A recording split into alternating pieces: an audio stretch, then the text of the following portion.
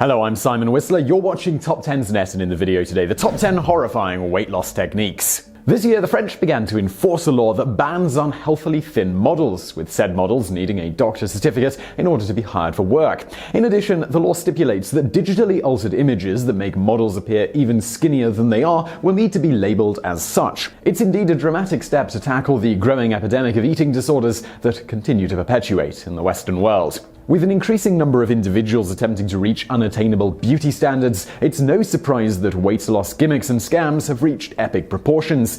However, to our surprise, radical and misguided attempts at weight loss have been prevalent throughout history. And in the video today, we've got 10 such methods that are probably more horrifying than you even imagined. Number 10. The Victorians ate live tapeworms. The Victorian era, which took place roughly from the 1830s to 1900, was known for its particular beauty standards. Most notably, women of wealth wore extravagant, multi-layered skirts which had a beehive shape. For women in the Victorian period, getting into those tightly worn outfits was a struggle in itself. Most women of the Victorian era were pushed into fastening corsets around themselves with the goal of achieving the esteemed 16-inch waist. Internal organs simply weren't deemed to be of that much importance. And while corsets are not in great use today, a Victorian-era practice still is, and that would be tapeworms. The concept is as terrifying as it is disgusting. You ingest a pill containing a tapeworm egg. Sounds more like science fiction than a diet routine, but we wish that was true. Apparently, once hatched, the parasite grows inside of the host, ingesting part of whatever the host eats. What makes the tapeworm diet so appealing to so many is the belief that the dieter will not have to change their lifestyle or eating habits at all. The theory goes that ingesting the tapeworm allows the host to lose weight and eat whatever they want without having to worry about calorie intake. There is little to no evidence that supports these claims, but somehow the theory still exists, with celebrities like Khloe Kardashian even suggesting their merits. It's our hope that the tapeworm will join the rest of Victorian fashion in the dustbins of history. Number 9. Vinegar to keep thin. Khloe Kardashian won't be the first or the last celebrity to use their status to promote an unhealthy weight loss method. Celebrities have long used their platform to either shape or inadvertently promote an unwise weight loss diet. Enter Lord Byron. A Romantic-era poet and politician, Byron was greatly concerned about his figure and popularized a vinegar-based diet. Although side effects included vomiting and diarrhea, Byron would drink vinegar daily and eat potatoes soaked in the pungent liquid.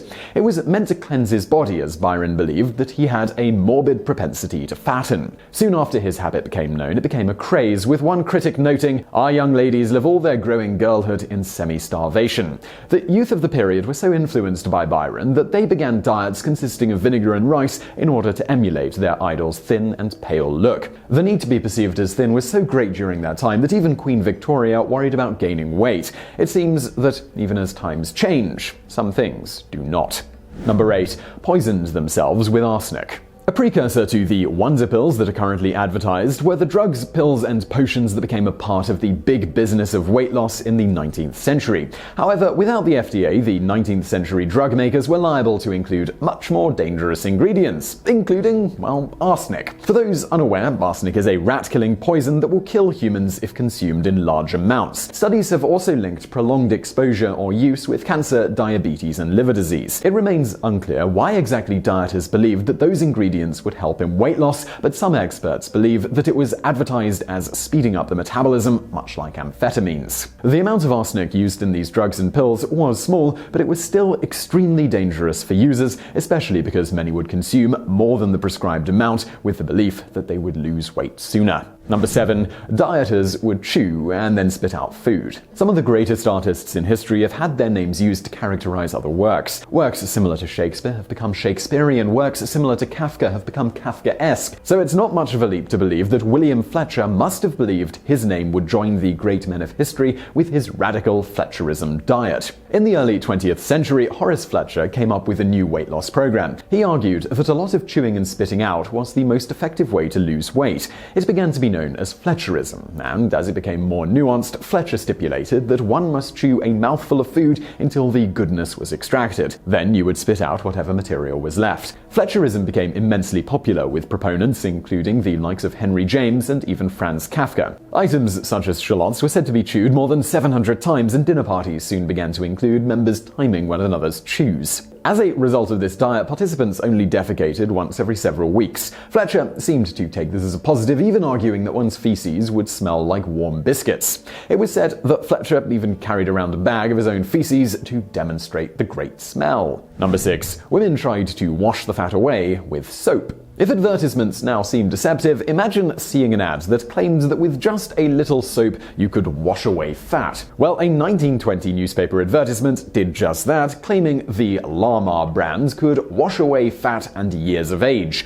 The promotional material makes a lot of ridiculous claims, promising users that there was no need for dieting or exercise and you could be as slim as you wish. In a lot of ways, what the Llama soap promises isn't that outrageous in comparison to many of the current dieting plans. However, the Llama brand did also make some claims that even the most ambitious scam artists wouldn't make today. And if you're wondering what those are, well, they said that it acts like magic, removing double chin, results quick and amazing, and reduce any part of the body desired without affecting other parts. The sort of amazing and definitely terrifying thing is that this soap wasn't alone. Lapal existed in the United States with the same promises of their competitors and undoubtedly the same results. Number 5. Breatharian diet was like a cult. Probably the most terrifying diet on our list is more than just a diet, and it is actually considered a philosophy and possibly even a spiritual movement. Proponents believe that all one needs to survive is sunlight, and that's it. Advocates claim that human beings who demonstrate spiritual purity can live solely on water, sunlight, and the life force, or prana. While it may seem to be an ancient hoax, breatharianism is currently practiced in the United States. Leaders of the American movement, Wiley Brooks, and their founder, Jasmine, born Ellen Grave, have led its growth and resurging popularity. Jasmine claimed to be able to survive without any more than the occasional cup of tea for months on end. However, after an interview with 60 Minutes where she consented to stay in a hotel room to demonstrate her abilities, she was unable to stay for a single day without demonstrating signs of dehydration. Michelle Pfeiffer, who admitted to being a part of this early in her career, has called it a cult, with adherents who are very controlling and manipulative. Number 4. Anklets were another form of corsets. It's hard to beat the crudeness and restrictiveness of the corset, but the anklet certainly made its best effort. A rubber device that appeared like a modern ankle brace, the anklet promised to reduce your flesh. The advertisement claimed that weight loss would be without diet or exercise, simply by dissolving fat as a result of perspiration that was caused by wearing the anklet. Promotional material claims the anklet was deemed effective by Dr. Jean P.H. Walter. And we don't think it takes Holden Caulfield to tell us that the woman's middle initials probably stood for phony. Number 3. Spot reducer has a familiar advertising slogan.